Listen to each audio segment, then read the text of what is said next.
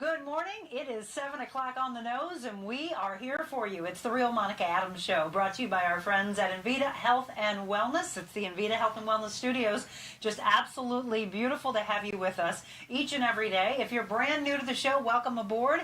And for those of you that have been diehards with us since March 1st, thank you from the bottom of my heart. We couldn't do this without you and without our incredible sponsors, which you'll hear from over the next hour. I hope you had a fantastic weekend. You know, one of the things I always talk about is the necessity for the balance of life. You know, I go, go, go. George, who is running the show for me, said it's like a train. He said you either are on it or it's going to pass you by. That he calls me the train. Yes, but one of the things that I am learning more and more of is it's wonderful to give back to the world. It's wonderful to be there for everybody else, to do the life coaching, to do the personal training, all the motivational speaking, the emceeing, the auctioneering. But you've got to take time for yourself, Monica. I keep saying that over and over. I drove in this morning. I've got about a 35-minute drive.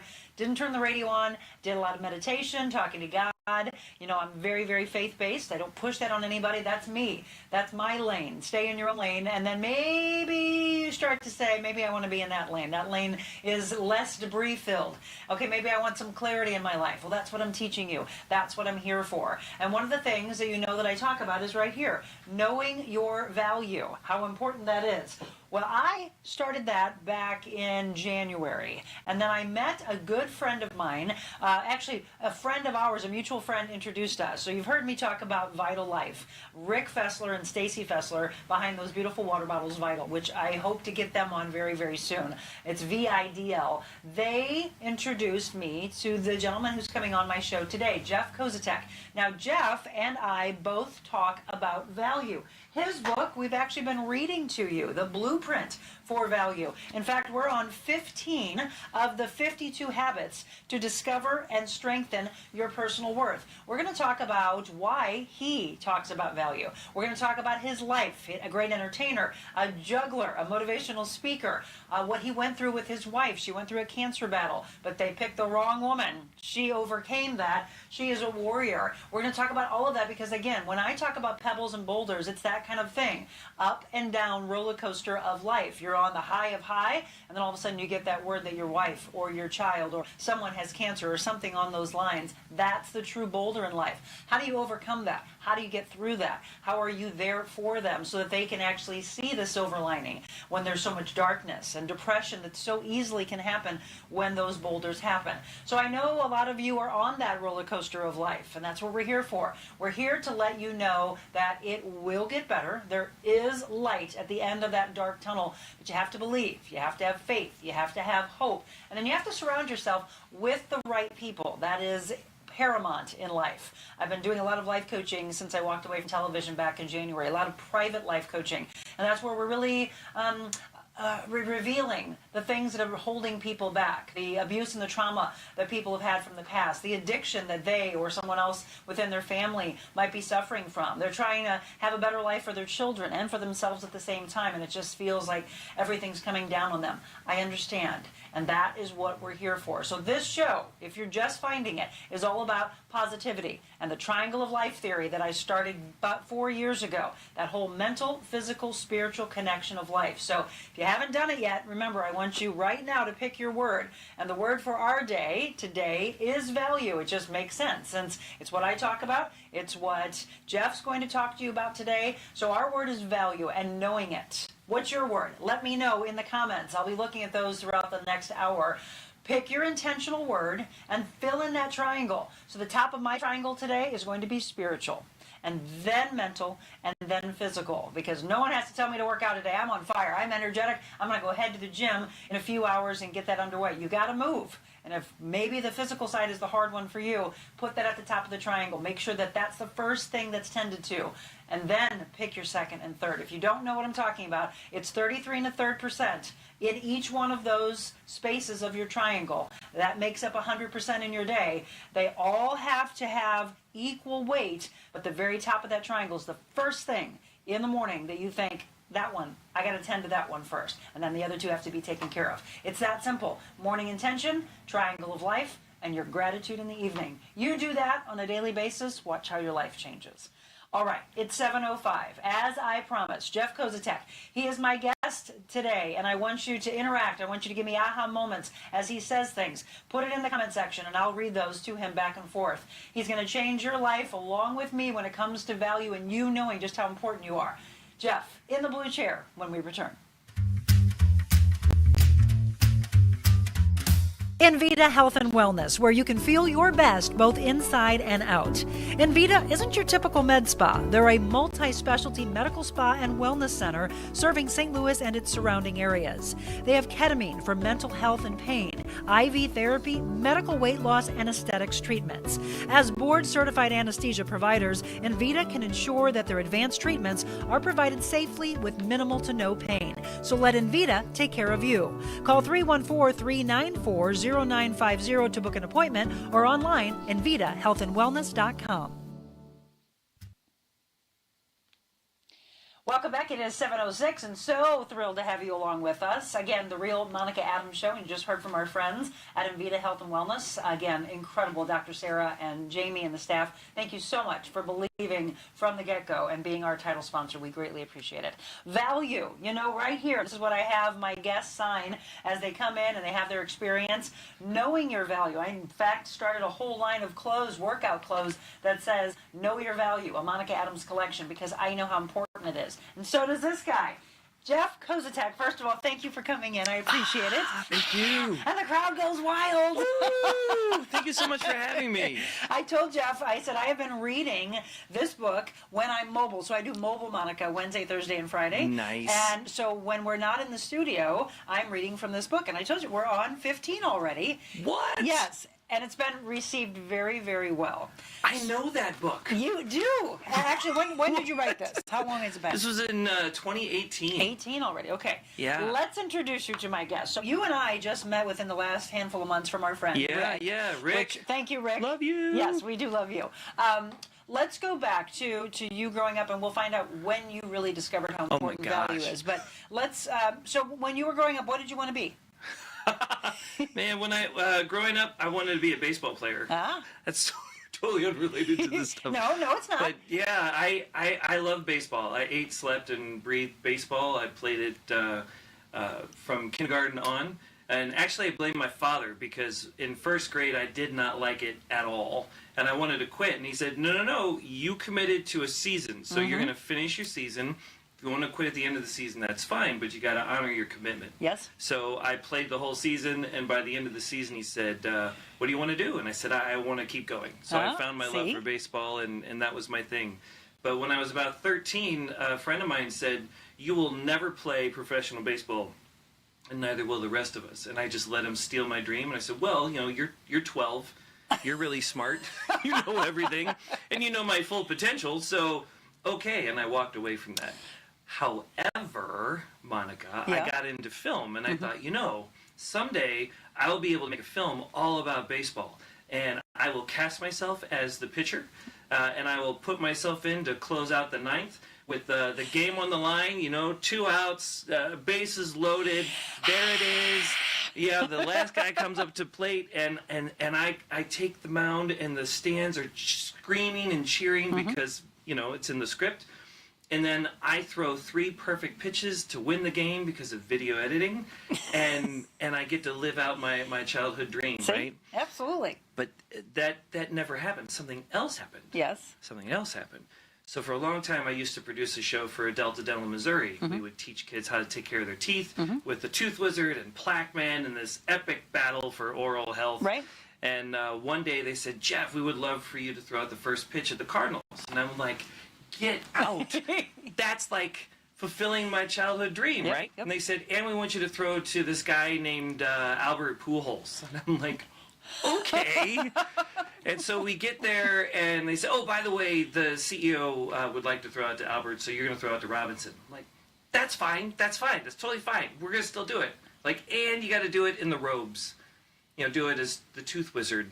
I'm like, that's fine. Give me the pointy hat. Give me, right? And I got out there, and I threw, and I saw that. Did you throw a strike? Well, I don't remember. Did it even go across the plate? That's the most important thing. That's a great question. And I can't answer that because nobody took pictures of that. They only took pictures of me smiling afterwards.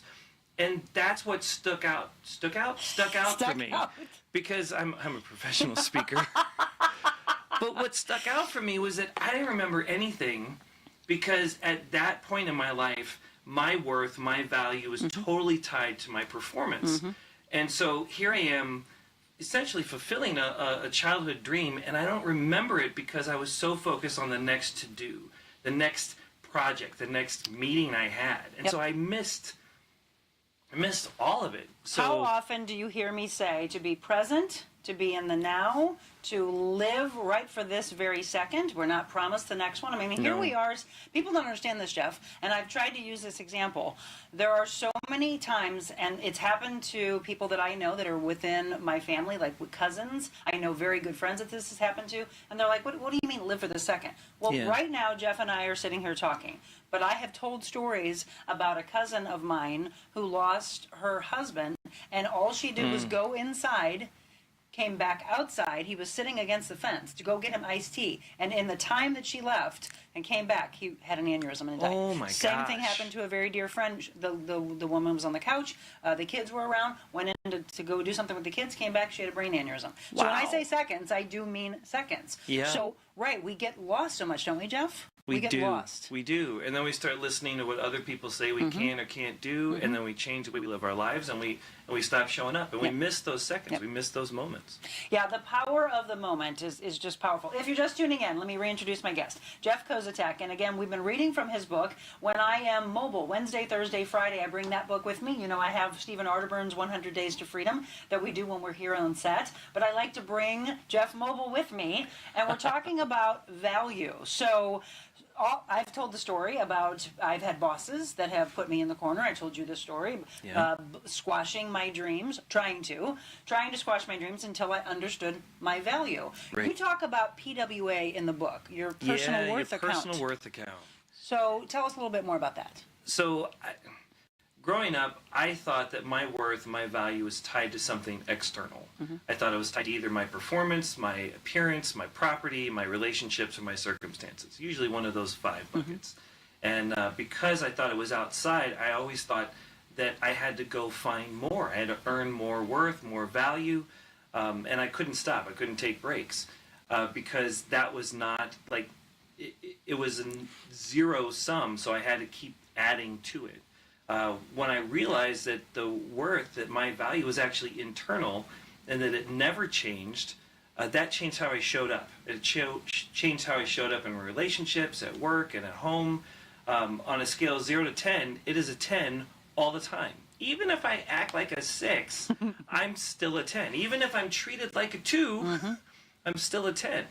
And then I realized that even though my intrinsic worth, my intrinsic value never changes, my perception of it changes on a moment-to-moment basis. And that's the personal worth account. When my perception drops, my behavior shifts. When my perception drops, my attitude shifts. So I wanted to put together 52 habits to help keep my attitude, my perception high to match the reality that I am now, have always been, and will always be a 10. Powerful. It's powerful from people who, when they were young, were told, you're not going to be this. Yeah. And then you believe that. You give so much power to someone else who's not living your own life. And we've all done it. Look, we've all been guilty of it until all of a sudden you have something so powerful inside of you that says, no, dang it. No, I can do this. I know I can do this. Okay, so we're talking about value. Before we get into more of this book, you have been an incredible entertainer, a juggler. You didn't even want to do juggling, but you told me. Yes. Would you say, can we quote you? Yes, you can incredible quote the real Monica entertainer. Adams. Thank you very much. Yeah, so I love how'd magic. you get into juggling? It was my mom. It's my mom's fault. I loved magic as a kid. I had the magic kit at home. I loved David Copperfield. Signed up for a magic workshop. Hey! But on the way to the magic workshop, my mom leaned back. Oh, that's Lord Business. That was a lot of fun from the Lego movie. Yeah, I wish those legs would like extend and retract. Anyway, so I was on my way to the magic workshop, and my mom said, by the way, Jeff, the magic workshop is full, so we put you in the juggling workshop instead. And I thought, why? Nobody likes juggling. Oh, that's not true. Oh, hey, there's Tino Walenda. I am that was fascinated fun. by someone Normally who can I look juggle. up to him, but now he has to look up to me. How old were you when this happened? When you went into juggling? I think I was 11 when I learned how to juggle. And then I just set it down afterward. I did the workshop and then I was done. Because I didn't want it. But you truly believe that nobody enjoyed juggling? Nobody enjoyed watching juggling? Well, I didn't, so why would anybody else? I mean, I'm 11. The world revolves around... That's true. I remember the magic kits that... I think my brother had one. I remember everybody wanted a magic kit back then. Yes, I do remember that. Yeah. So I was like, that makes sense. Juggling doesn't make any sense. In the workshop, what did you juggle? I think they were just like bean bags. How many did you do in the workshop? Well, we learned how to do 3. Okay. And then I went home, and I had tennis balls, and those bounce all over the place. So but that's a bowling pin. Well, actually, that is a juggling club of doom. Why? It's very different. It looks like a bowling pin, does. But it's a club of doom because it's plastic. When you drop that in front of other adults, things get a little crazy. Hey, know what?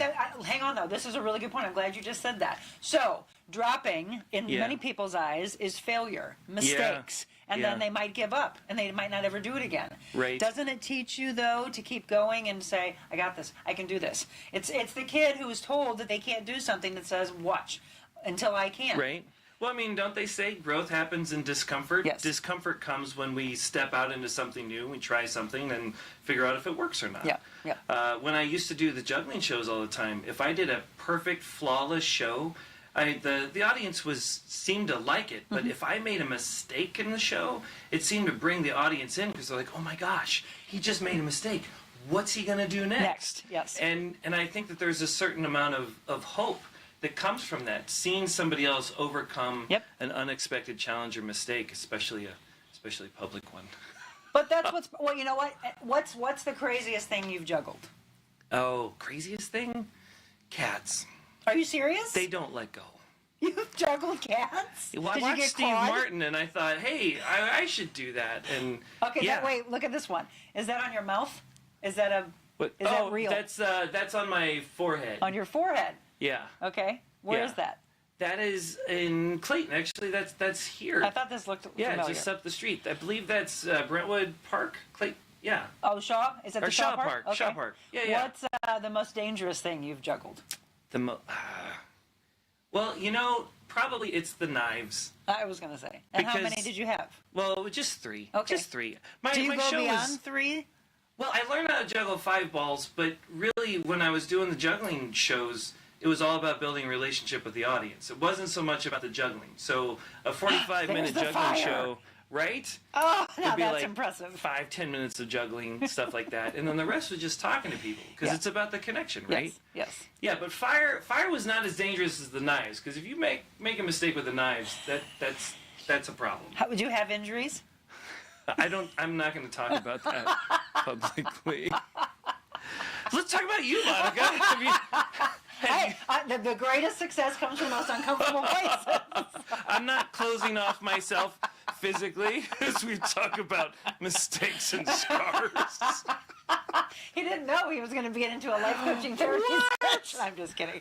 Okay, it's 7:18. I'm going to take a quick break. We want to hear from you. So have you been told that you couldn't do something? Have you forever given that person or those people power? And is today your aha moment to suddenly say, no, Monica and Jeff have both told me, you want to go after something? Do it. I don't care. I posted a video to my clients of someone who was 70 and 81 years of age, and they are powerlifting. I'm going to tell you right now, you can just sit there in a chair. You can say that you're not worth anything. You can have other people tell you you're too old, or you can see yourself in the potential of what these people are doing. It's those kind of things. So we're going to have more about your value when we return on The Real Monica Adams Show.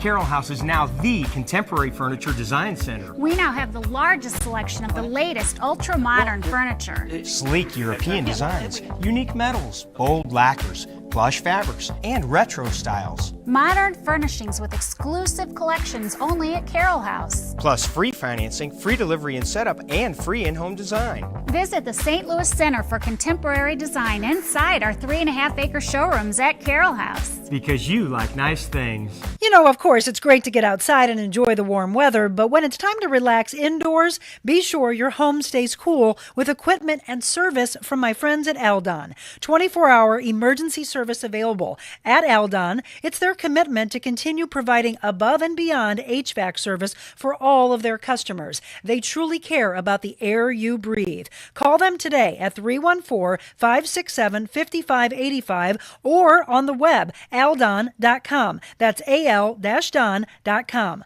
314-567-5585. Welcome back. It is 7:20. It's the Real Monica Adams Show. And let's just be real. I'm not big, Jeff, into technology when it comes to Apple products. So I've got my personal page up here, but I'm trying to get my professional page, which is where you're all making comments. So I'm hoping I can find that. Are you good with iPads? No. Okay. Well, we'll get this figured out. I'm trying to find my page so that I can see what you're saying this morning about value and how important it is that you don't let your dreams get squashed. It doesn't matter what age, but I see it in so many people that they were told that they couldn't be something, and because of that, they gave power to someone. We've all done it, right? If we're honest and if we're real and we're raw and we're authentic, we've all done it until one day you have that burning desire to say, no more. So when did you know your value? 2012. And what happened in 2012? In 2012, I was at the end of a 4-year journey to find my focus. Because I had a video production company, I had a photography company, I was performing, I was acting, doing voiceover, also trying to be a really good husband and a really good father. And I had a lot of balls in the air, a little juggling thing, and I needed one of my businesses to grow, and it just couldn't because I was out of time. And everybody said, "Well, Jeff, you just have to focus," and I didn't know how to focus because I was still coming at it from the mindset that what I did made me who I was, that my choices defined me, that my behavior defined me, that my work defined me, that I was my performance. I wasn't the performer underneath. And that's when I met this guy named Jeff Arthur. And I sat down with Jeff, and we were doing a radio interview, and off air, he said, I can help you with your focus. Only take an hour. I'm like, are you kidding me? I spent 4 years on this. And he said, it's just an hour. So I fought him, and then finally he said, okay, give me 2 hours. I'm like, well, that makes more sense. 2 hours, yeah. And I sat down with him, and he did exactly what he said he would do. And he helped me build a new filter that said just because you could doesn't mean you have to, and like let's get down to who Jeff is as the performer, not the performance out here. And he started to this is the thing that really stood out, Monica. There are so many people in my life that would listen to my story and start judging or start looking down on choices or mistakes that I've made. Jeff was the first guy to listen to my story and not walk away. Like to listen without judgment. And he was like, no, Jeff, your worth, your value is internal. It's not tied to this stuff. All of your behavior is learned. What you do comes from you, but doesn't define you. And I'm like, yeah, well, I've done this. And he's like, okay, well, I've also done this. And I've thought that. Doesn't that make me a really bad, horrible, no good, very bad person? And he's like, no. No, makes you a human being. Right. He's like, so we'll meet again next week? And I'm like, you're different. Like, how do you do that? How do you sit there and listen to my story and not judge me as a horrible person? And I believe that comes from the internal worth piece. When we see the 10 in ourselves, then we can see the 10 in other people. That's when everything changed. Well, and we all need a Jeff. We all need a person who believes. Yeah. So I look back at my television career and knew that I had come and I had given the blood, sweat, tears. I knew in my gut, like, wait, I have more to offer here than just doing X. Yeah. I want to do Y, Z, and keep going, and I want to create a whole new alphabet. I've got so many things that I want to do to give back to the world. Right. Jeff knows my story. I know his, we're actually going to tell a little bit more about his family. And when we talk about pebbles and boulders, and you're going along, and hey, you meet Jeff, and you got your value, and you're going along in 2012, and let's do this, and let's reinvent ourselves because somebody believed. And we're going to show some pictures of your family. Let's start first with how beautiful your wife is. We've got these wonderful pictures. Love you, baby. What is your wife's name? Brandy. Brandy. And so there you go. And then these are your kids? Yeah, that's Aiden on the left and Kale on the right. He's very excited that he is that tall. Oh, I love this. I saw this was labeled as favorite picture. It is my favorite picture. I love when my family can sit there and make goofy faces and we take the photo. Like, because that it's just real. brings me joy. Is this Hawaii? Where is this? Yeah, we just went to Hawaii and oh my gosh, I surfed with a sea turtle. That was fun. And she surfed. Yeah, it was great. And this is still Hawaii? Yes. Yes, yeah, good that's times, in right? Maui. So oh these my gosh. these are the highs. This is on top of the world. You're with incredible family. You're with the loved one. That's at a wedding. Look at it all Yeah. spiffed up. Right? Looking good. And then we talk about Aw. pebbles and we talk about boulders. And suddenly in life, this happens. Yeah. So she had what type of cancer? She had breast cancer. What Yeah. year? She just found out in February of 22, so it was about a year ago. And I love that sign. Cancer picked the wrong girl, right? Yeah, The it strength did. in someone. So she's obviously still in the fight of it. If Well, I mean, Until we're they all get to the- fighting yes, something, yes. but she's cancer-free. oh, they do say that early. Yeah, well, Wow. she attacked aggressively. I Okay. mean, we found that out through a routine mammogram. Big fan of those, and we hit it hard. And so she's on the other side of surgery. She's on the other side of treatments. I mean, she's got to take the medication for a few years. But, Okay. But now she's good. And so. she rang that bell, Oh my right? gosh. Isn't that huge? Yeah. No, Probably a very emotional day, right? Just a little. Yes. Just a little bit. Yes. Now, she's growing her hair back. I said she should keep shaving her head, but she's not. You wanted her to match you? Yeah, like we're twinning. We're twinning. And she's like, I think I'm going to grow the hair back. I'm like, okay. Yeah, no, it's interesting because and I think I shared this with you during our lunch, but in 2018, she had a massive jaw surgery where they literally cut off half of her face underneath the skin and then fixed all of this stuff. And it changed the way that her face looked. It was really small. Like, I love her, but when she looks in the mirror, she sees somebody different. It's just minute, but something different. And it's not like a mask that she can take off and put on her old face. And so going through that, accepting the new normal, was a long process. And she finally got out of the braces for that jaw surgery in June of 21. And so we had this really big celebration. We went out, we got steak because she could eat steak, and the kids are there, and we had like 6 months of like, yes, this is awesome. And then we hit February, and we're like, wait, now we have cancer, and how are we going to handle that? And so because of the way that she handled and faced the jaw surgery, because of the way the kids were exposed to that obstacle and how we responded to that challenge, we attacked the cancer fight the same way.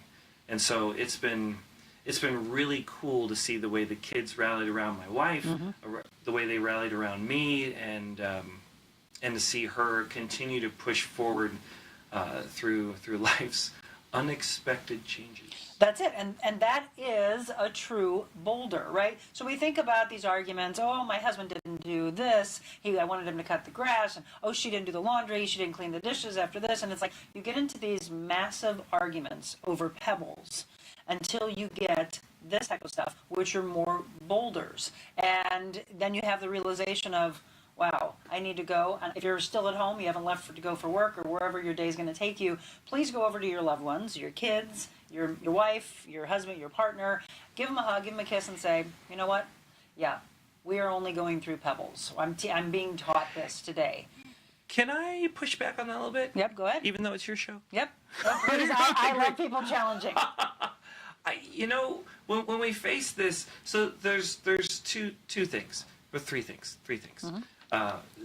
when we faced this, I started talking to other people that had gone through some fairly life-changing situations. And I'm trying to figure out, learn from them how they handled it. Yeah. And all of them pretty much said the same thing. It was just a choice. Like, we want to be here. So the alternative is not something that we want. So we move forward and we do what we need to do. So that's when I realized, you know what, it's not, that leads into number 2, that for us, if I look at it as here's this giant boulder obstacle and here's this little bitty pebble, then I can put my own my mental capacity starts working against me, right? I'm going to face a pebble with a different attitude than I face a boulder. So for me, it was like, you know what? They're all the same. They might look different, but it's still just another challenge. And if I look at the pebble as a challenge and I look at the boulder as a challenge, then I'm still approaching it with the same resources that I have, right? It's not like, oh my gosh, this is going to be harder. No, it's just another challenge, and we're going to face this using the same system, same process, same attitude that we use over here. And then I also think what Viktor Frankl said in Man's Search for Meaning, I can't let go of this. It's a little dark, but I mean, he was a psychologist in World War II in the Nazi concentration camp, so you can't not get a little dark.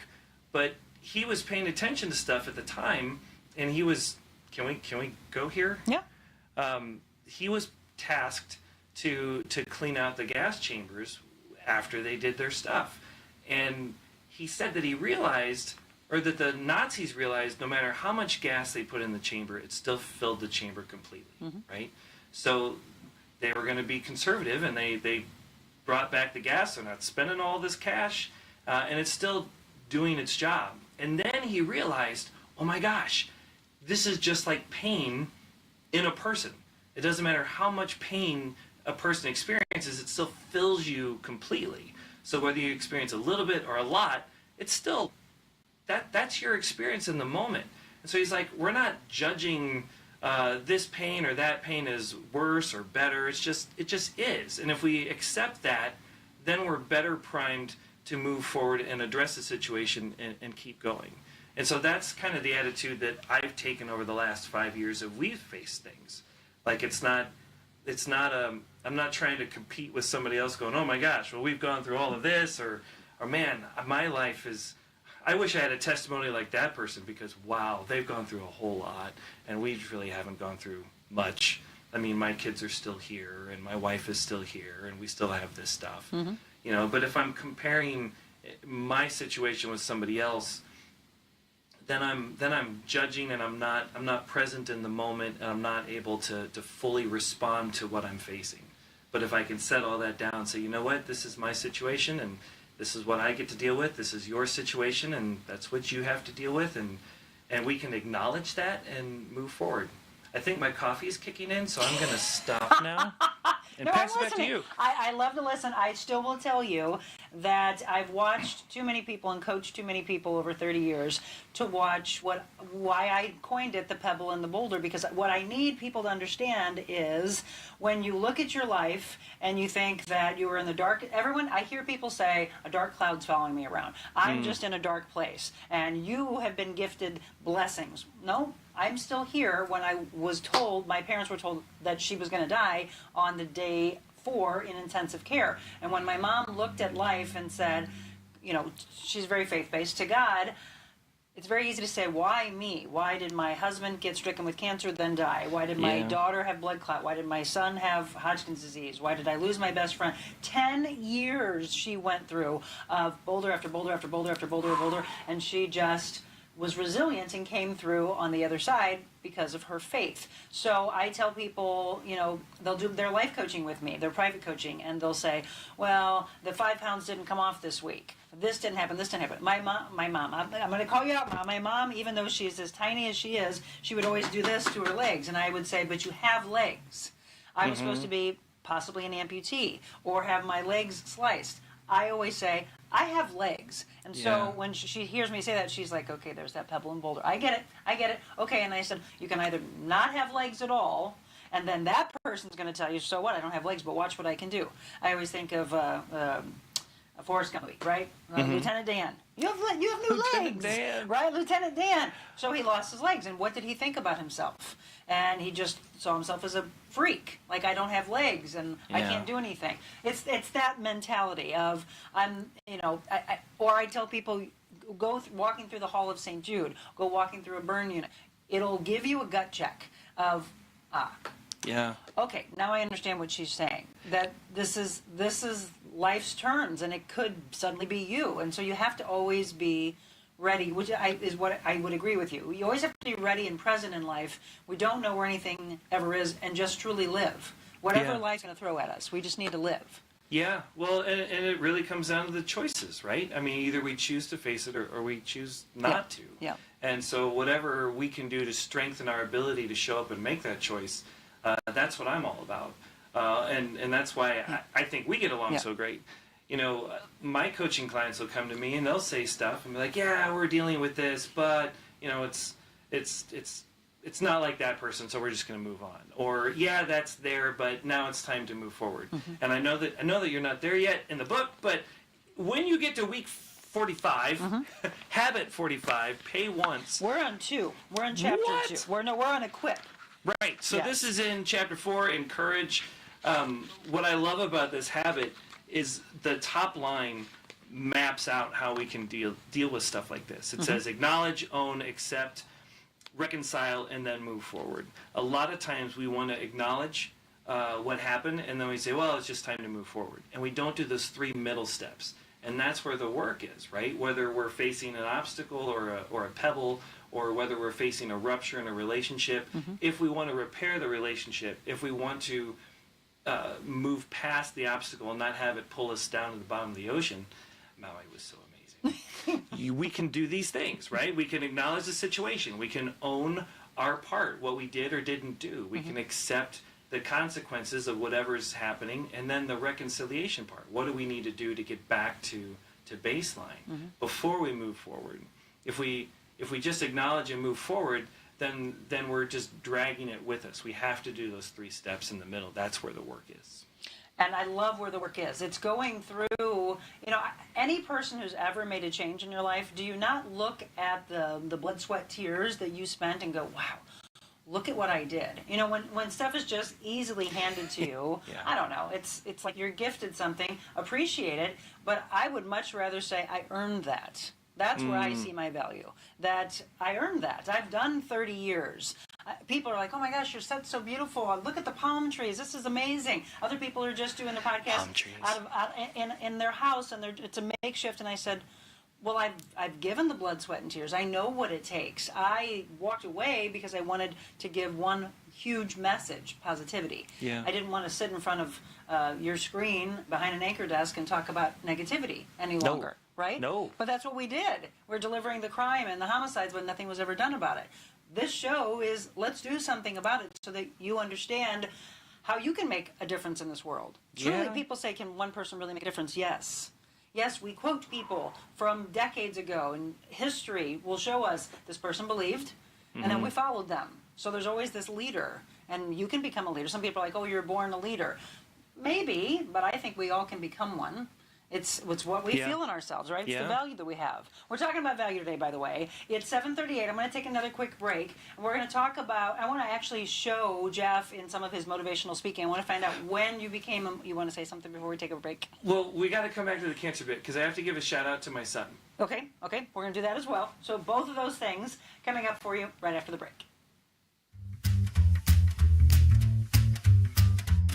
Warm weather, sand beaches, and boats galore. It's the Florida. It's a Lake of the Ozarks. Florida Direct Palm Trees brings tropical flair to your patios, docks, and yards. From a few feet all the way to 25 feet, there are palm trees for every property. Florida Direct also provides palm tree potting soil, palm fertilizer, large decorative pots, and a wide selection of locally grown tropical flowers and plants to add the perfect accent to your tropical paradise. Florida Direct Palm Trees, bringing paradise to your patio for 14 plus years.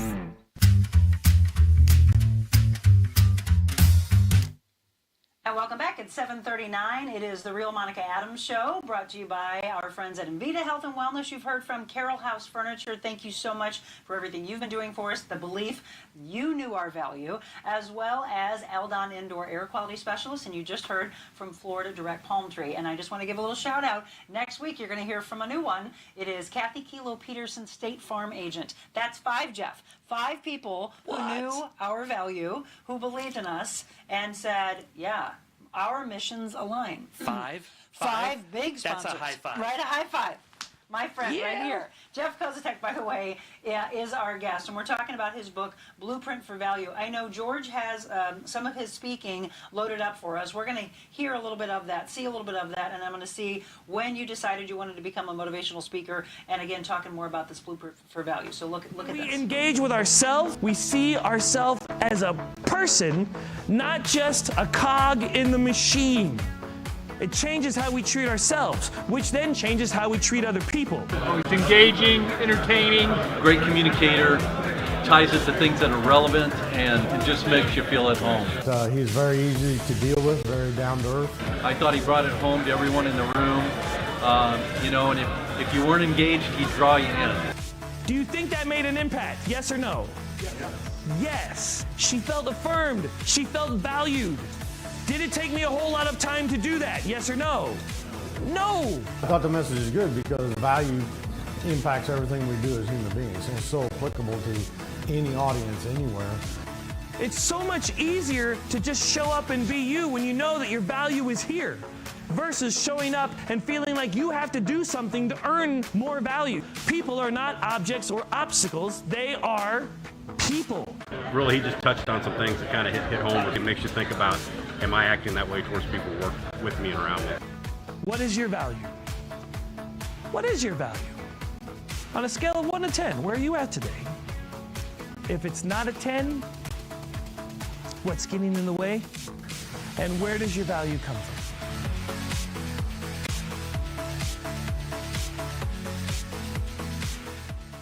All right, right there, core authenticity. I just love, we talk about real, being authentic. And that's another thing that you and I connect on.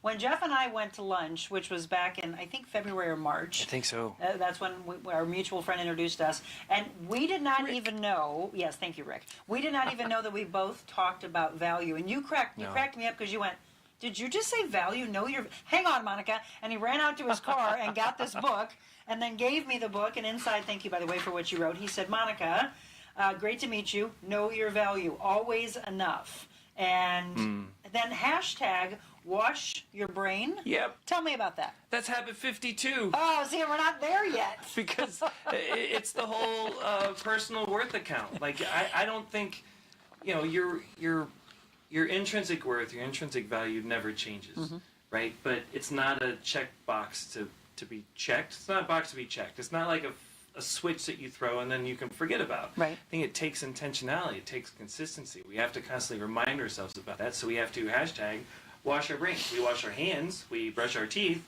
We hope we should be washing our brains. Some of you might need to do it more.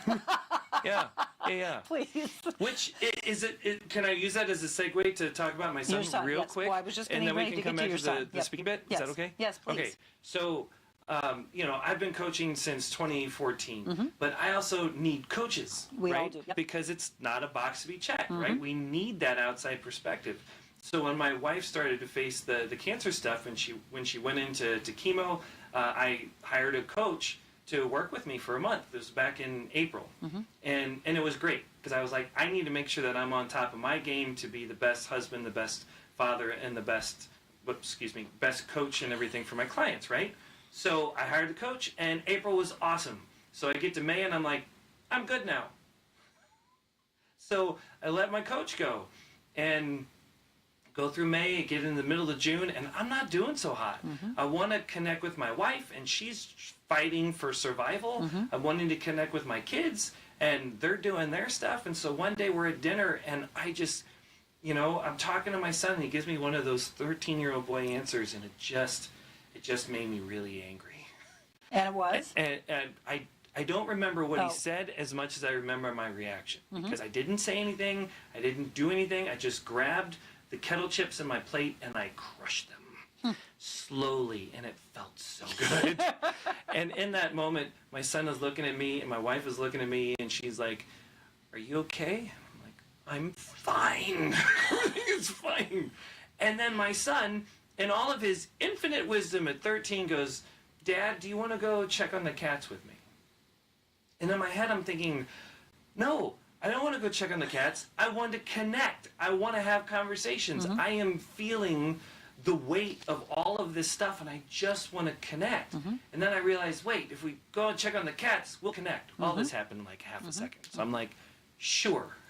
So we go over to check on the cats. He works over at Whisker Station, the cat cafe in Kirkwood. Okay. And he also helps out with some other cats. So we go into this other place where we're checking out the cats, and it was like textbook, Monica, textbook.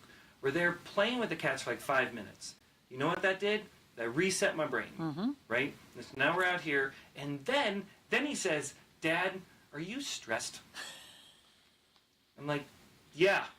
And then he says, "Well, what's got you stressed?" And I said, "Well, son, blah, blah, blah, blah, blah." And I give him my laundry list. So now it's out here. So then he asks me, at 13, "Well, what are you going to do about it?"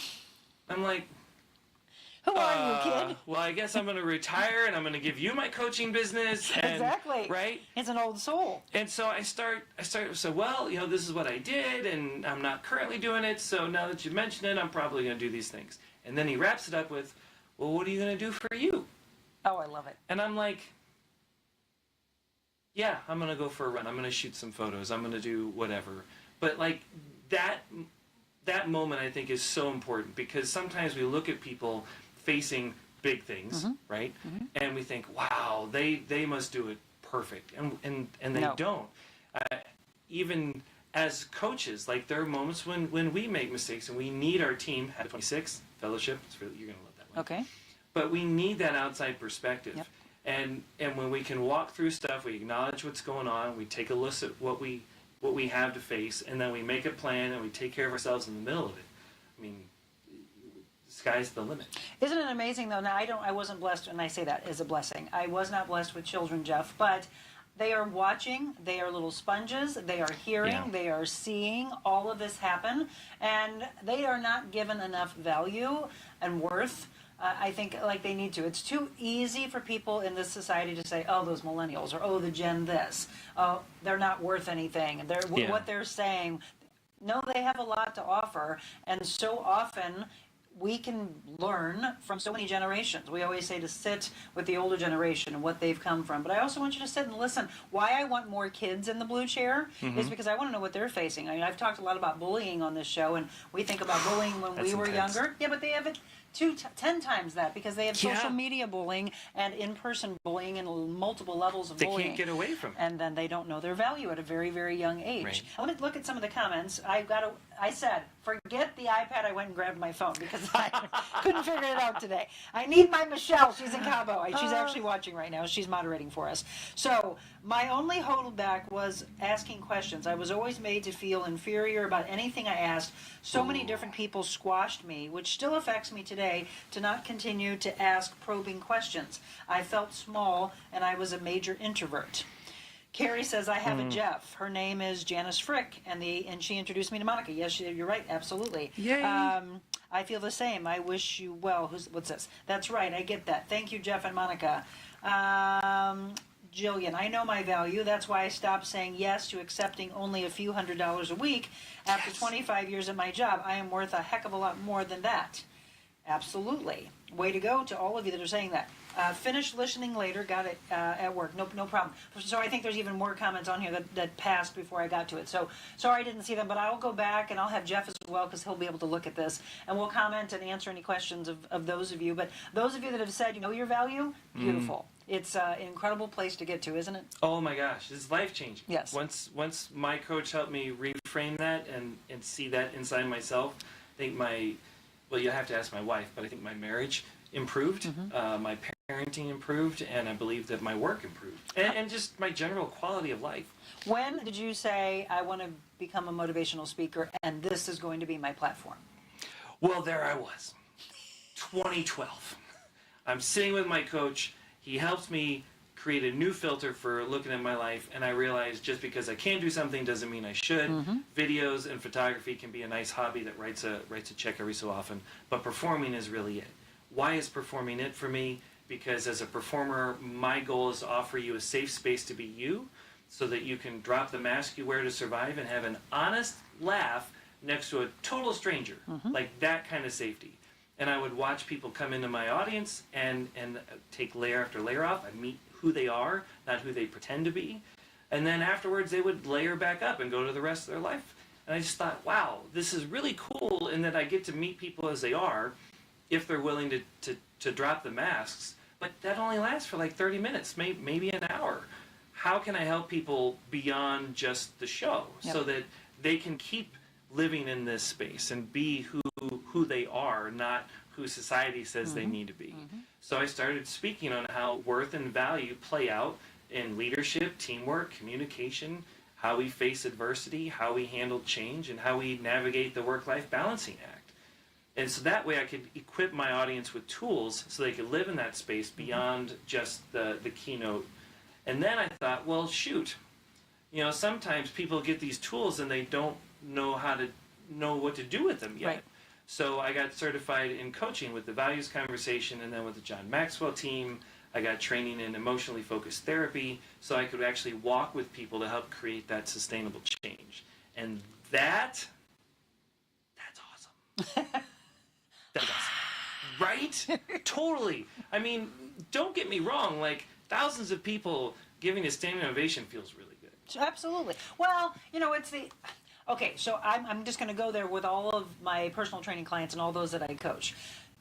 And the one big thing that they come back and they say, no, I don't need the compliment. Yes, it feels good. It feels good for someone to say, by the way, I do really love that jacket. When you came in, that looks Thank great you. on you. I'm big into fashion. Those shoes. He went and did the whole thing. So you got to kick the shoes up. Right? So he knew his value, and the importance of what are we putting out there to the public? We're showing that first impression, all of that. It is nice to get the compliment. Are you doing it for everyone else? Hopefully not. Because one of the things that I always tell everybody is, who is the most important person in the equation of your life? You.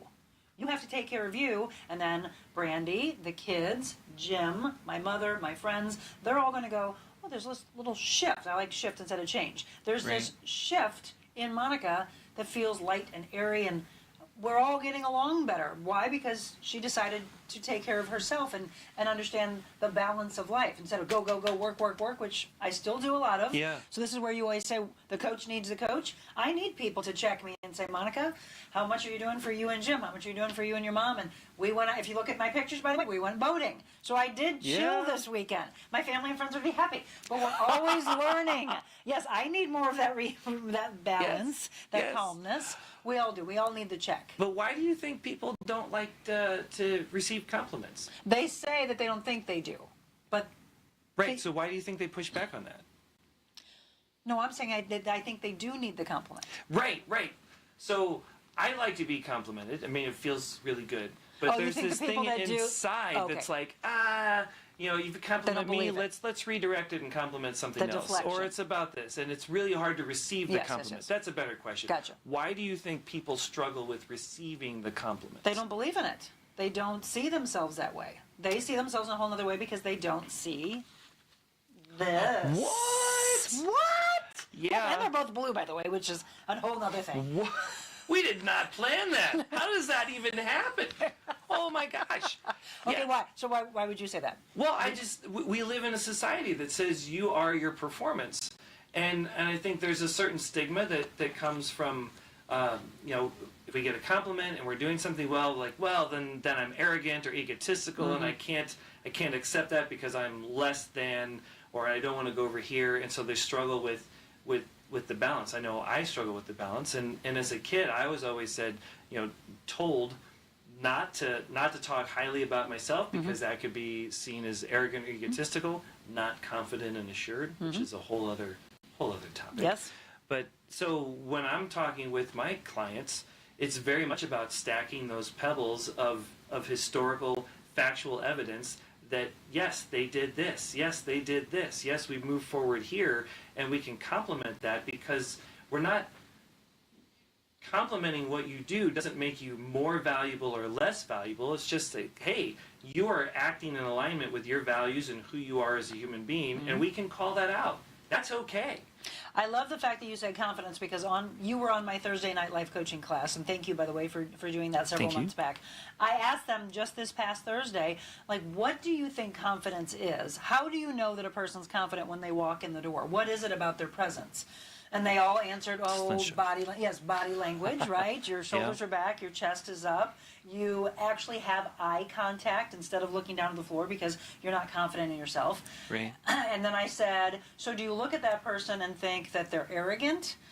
Do you understand what confidence is? Where does confidence come from? Yes, that's a whole nother show, and it's an important show because I think if someone is introverted, can they become an extroverted introvert? Yes, there's a really beautiful book. The very first book, and it's so funny that I remember 30 years ago, the very first author I ever interviewed was the author of the book, The Introvert Advantage. And they laughed at me because they said, oh, this is going to be a fun interview. Because I said, isn't that an oxymoron? And they went, oh, this is going to be fun. This coming from a person who's obviously a type A. And I said, I am. But was I introverted when I was younger? Yes, there's parts of me. I was always the ham. I always loved... Yeah, me? What? Breaking news. Live on the Monica Adams Show. Monica Adams. My mom said she would be at the grocery store and I'd be talking to the person checking out, whatever, and she's like, oh my gosh, come here, Monica. She said, I was always worried somebody was just going to steal you because you're talking to all these strangers. And I said, but that's where I learned how much I love and listening to people. I was enamored. I would hang around my parents' friends more than I would hang around my own friends because I wanted to learn from them. I was fascinated by what they already went through.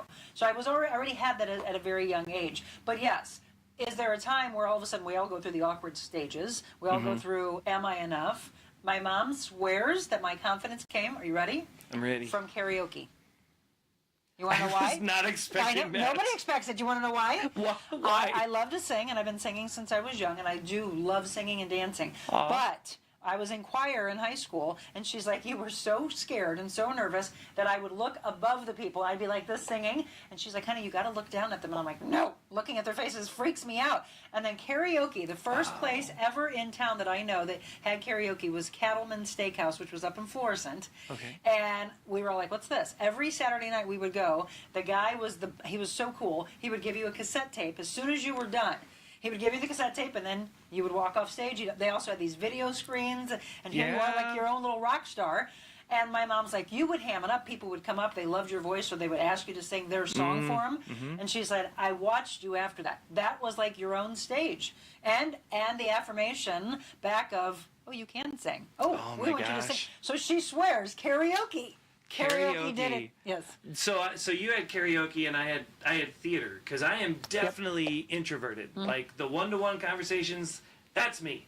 Being alone, that's me, right? But as a kid, I didn't lack confidence in stepping up and making a fool of myself. So when I got up on stage and people started clapping and applauding, like that felt really good. It does.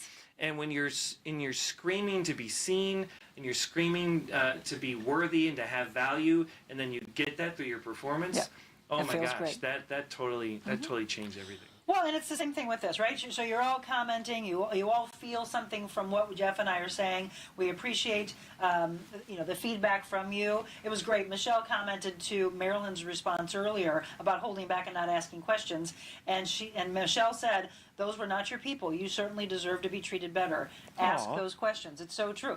Michelle's learning a lot, by the way. She's been one of my best friends since 2010, and I've watched her blossom and what she's learned. And so this show is therapy for everyone. And the questions thing, you're gonna love this book, Blueprint for Value, because one of the habits is ask. Yes. And it's all about asking until you understand, and not shutting down beforehand. I didn't ask questions. I stopped growing personally when I didn't think that I had any worth or any value. Because I'm like, why would I invest in myself if I'm not enough? And once I crossed that hump and realized, no, I'm a 10 no matter what, and I'm like, that is a person that is worth investing in. That is a person worth asking questions until he understands, and then he can move forward. And if somebody's not willing to to answer my questions or help me out, then I need to move into a different direction because they're in a different place. I hope today that you have learned some tools, because we said we can give you the tools, but it's all about how are you going to take them forward. We're going to take a break. I'm going to tell people where they can get the book. They can also go to your website, coreauthenticity.com. Blueprint for Value. They can get the book there. Yeah. There's a paperback and ebook on Amazon. The link is on my website. I usually have my guests, I wrap up and have my guests walk out, but if you will, join me in this. We're going to read, instead of reading the 100 Days to Freedom, we're going to read number 15, which is Fuel. Fuel. Okay, we're going to go back and forth in this. I'm going to do a sentence, you're going to do a sentence. It's going to be this fun little thing, because it's going to get a little preview in something that I want Jeff and I to do together, that I told him how many months ago that I think you and I need to take the stage together. Did I not? You did. That would be a lot of fun. We're going to do it on this stage when we return.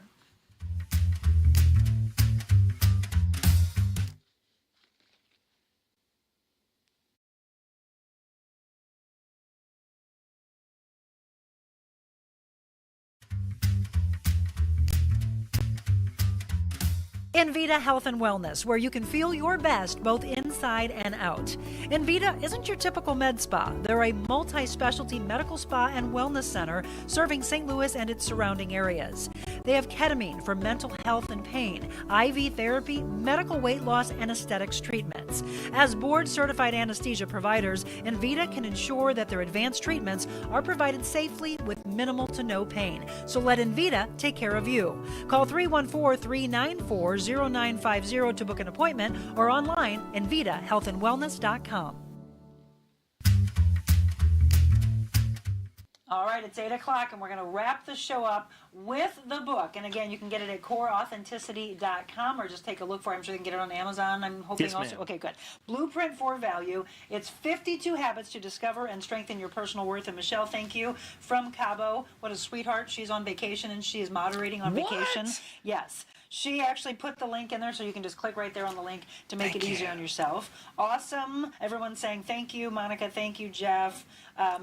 We're going to read this, and this is how we're going to wrap things up. So number 15 is fuel. Fuel. You are what you eat. Will you read the first line? You need power to run.